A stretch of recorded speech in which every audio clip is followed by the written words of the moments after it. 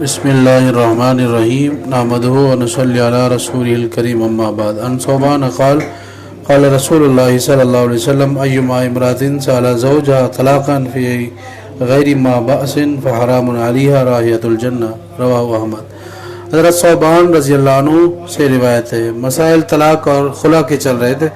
آپ علیہ السلام نے ارشاد فرمایا جو کہ عورت اپنے شوہر سے بغیر کسی وجہ کے طلاق کا مطالبہ کرے تو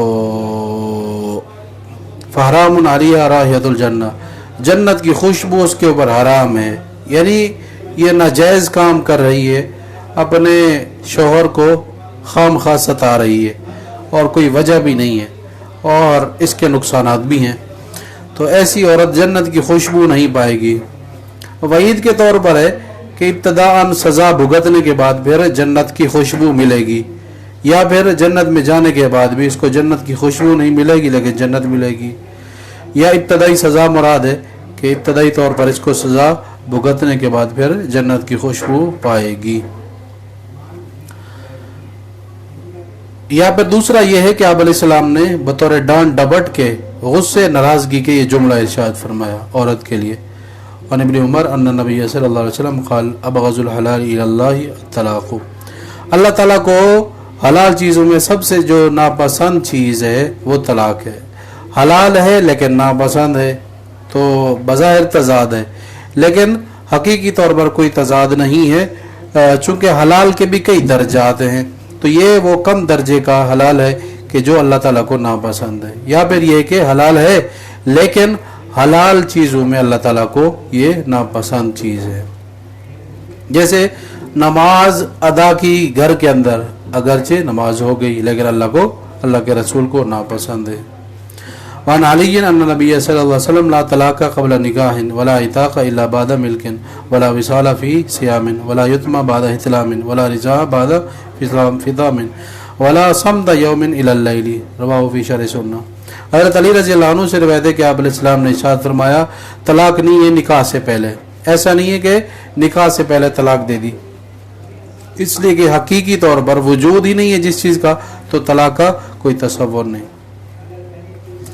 ایک صورت ہے طلاق تنجیزی، بغیر کسی شرط کے طلاق دیتا ہے، مثلا کوئی شرط ہی نہیں رکھتا طلاق دیتا ہے، تو اس صورت میں وہ طلاق جمہور کے نزدیک نہیں ہے، البتہ شرط رکھتا ہے کہ اگر میں فلاں عورت سے نکاح کروں تو اس کو طلاق، تو اس صورت میں بھی جمہور کے نزدیک طلاق نہیں ہے، حقیقی طور پر محل نہیں ہے، البتہ احناف کے نزدیک طلاق واقع ہو جائے گی جب شرط پائی جائے گی۔ اس قسم کے واقعات بھی ہیں، حدیث بھی ہے، عبداللہ بن مسعود کا قول بھی ہے۔ جمہور کہتے ہیں کہ ان کی دلیل یہی ہے کہ یہ دلیل ہے آپ علیہ السلام کا یہ ارشاد ہے۔ ہم جواب یہی دیتے ہیں کہ یہ طلاق کی وہ صورت نہیں ہے بلکہ طلاق تنجیزی کی صورت ہے کہ جس کے اندر خاص چیز کی طرف شرط نہیں رکھی، مطلقاً ہے، مطلقاً کے اندر تو ہم بھی کہتے ہیں کہ طلاق نہیں ہے۔ اسی طرح احناف کے نزدیک جیسے مشہور قول یہ بھی ہے جیسے کلما، کہ جس کسی عورت کے متعلق بھی شرط رکھے گا کہ میں کلما کی مثال کے طور پر اگر کوئی قسم کھائے گا تو اس صورت کے اندر بھی طلاق واقع ہو جائے گی۔ جمہور کے نزدیک طلاق نہیں ہے، ہمارے ہاں دلائل ہیں احناف کے، اور اسی طرح حضرت عمر کا، حضرت عبداللہ بن مسعود کا بھی قول ہے، اس صورت میں طلاق واقع ہو جائے گی۔ اور اسی طرح عتاق کی صورت ہے، ولا عتاق الا بعد ملک، آزادی نہیں ہے مگر یہ کہ ملکیت کے بعد، کوئی مالک ہے کسی غلام کا تو آزاد ہو کرے گا تو آزاد ہوگا، اس کے اندر بھی وہی تفصیل ہے جو پچھلی بات میں تفصیل ہے۔ اگر مالک ہے پھر آزاد کر رہا ہے تو آزاد ہوگا وہ غلام، مگر نہ آزاد نہیں ہوگا۔ ولا وصال فی صیام، اور مسلسل روزے نہیں ہیں بغیر کسی فرق کے، بغیر کسی وقفے کے، مسلسل دن رات میں روزے رکھے جا رہا ہے، یہ امت محمدیہ کے لیے جائز نہیں، سوائے آپ علیہ السلام کے، کہ آپ علیہ السلام کو یہ خاص اعجاز ہے کہ مسلسل آپ روزے رکھ سکتے ہیں، اللہ نے آپ کو طاقت دی تھی۔ امت کے لیے کسی کے لیے جائز نہیں ہے کہ دن میں بھی روزہ رکھے اور رات کو بھی کچھ نہ کھائے، تو یہ کسی کے لیے جائز نہیں ہے۔ ولا یتم بعد احتلام، بالغ ہونے کے بعد کوئی یتیم نہیں ہے، یتیم بلوغت سے پہلے بچہ ہوتا ہے، جب بچہ بالغ ہو جائے تو اس کے بعد پھر یتیمی کا وہ مستاق نہیں ہے، اس کے بعد یتیمی ختم ہو جاتی ہے۔ ولا رضا بعد فطام، اور رضاعت بھی ثابت نہیں ہوتی دودھ چھڑانے کے بعد۔ مثلا 2 یا 2.5 سال دودھ پینے کی جو مدت ہے بچے کی، اس 2-2.5 سال کے بعد بچہ یا بڑا عورت کا دودھ پیے تو اس صورت میں وہ ماں نہیں بنے گی۔ ولا سمتا یوم الی اللیل، اور اسی طرح روزہ نہیں ہے پورے دن کا رات تک، یعنی خاموشی نہیں ہے مراد۔ پہلے دور میں خاموشی کا روزہ ہوتا تھا، لیکن اس شریعت میں، ہماری شریعت میں آپ علیہ الصلوۃ والسلام کی امت کے لیے مسلسل سارا دن خاموش رہے، کوئی بھی اچھا کلام نہ کرے، یہ کسی کے لیے اجازت نہیں ہے، بلکہ کوئی نہ کوئی اچھا کلام کرے۔ وعن عمرو بن شعیب عن ابیہ عن جدہ قال قال رسول اللہ صلی اللہ علیہ وسلم لا نظر لابن آدم فیما لا یملک ولا عتق فیما لا یملک ولا طلاق فیما لا یملک۔ یہ پچھلی صورت کی طرح یہ حدیث بھی ہے۔ آپ علیہ السلام نے ارشاد فرمایا کسی بندے کے لیے درست نظر نہیں ہے، منت نہیں ہے ابن آدم کے لیے اس چیز کے اندر کہ جس میں وہ مالک نہ ہو۔ مثلا ایک چیز کہہ رہا ہے کہ میں منت مان رہا ہے کہ حالانکہ وہ اس کی ملکیت ہی نہیں ہے۔ مثلا کہتا ہے کہ میرا یہ کام ہو گیا تو فلاں کی جو گائے بھینس ہے میں ذبح کروں گا، حالانکہ اس کی نہیں ہے، تو اس صورت میں یہ نظر منت درست نہیں ہے۔ البتہ اس نے جو نظر مانی ہے اس کو سزا کے طور پر قسم والا کفارہ ادا کرنا پڑے۔ ولا عتق فیما لا یملک، اور اسی طرح آزادی نہیں ہے اس چیز کے اندر جس کے اندر وہ مالک نہیں ہے۔ مثلا کسی اور کا غلام ہے، کہے کہ وہ آزاد ہے، وہ آزاد نہیں ہوگا۔ ولا طلاق فیما لا یملک، اور طلاق نہیں ہے اس چیز کے اندر جس چیز کے اندر اس کی ملکیت نہیں ہے، کہے کہ فلاں کی عورت کو طلاق، تو ایسا بھی نہیں ہے۔ اگلی الفاظ مزید حدیث کے یہ بھی ہے ولا یبیع الا فیما یملک، اور خرید و فروخت بھی نہیں ہے اس چیز کی جس چیز کا وہ مالک نہیں ہے۔ اصالتاً وکالتاً کسی نہ کسی صورت میں وہ مالک ہو تو پھر تو خرید و فروخت جائز ہے۔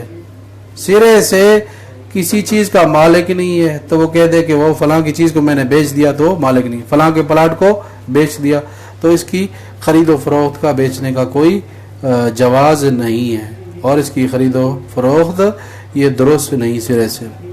ورکانت ابن عبد یزید انہ طلق امرأتہ سہیمۃ البتہ فاخبر بذلك النبي صلی اللہ علیہ وسلم وقال والله ما اردت الا واحدة فقال رسول الله صلی اللہ علیہ وسلم والله ما اردت الا واحدة فقال رکانۃ والله ما اردت الا واحدة فردها الیہ رسول اللہ صلی اللہ علیہ وسلم فطلقها ثانیۃ فی زمان عمر والثالثۃ فی زمان عثمان، رواہ ابو داؤد۔ اب یہاں سے طلاق البتہ ہے یا طلاق بتہ؟ البتہ اور بتہ کا معنی یہی ہے کاٹنا، علیحدہ کرنا۔